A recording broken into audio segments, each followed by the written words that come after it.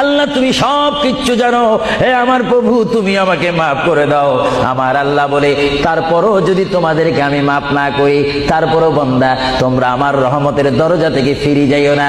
আমি তোমাদেরকে হুকুম দিচ্ছি, ওয়ালাউ আন্নাহুম ইয যালামু আনফুসাহুম জাউকা, বান্দারে যদি গুনাহ করে ফেলো আমার রহমত থেকে মুখ ফিরে তুমি চলে যাইও না।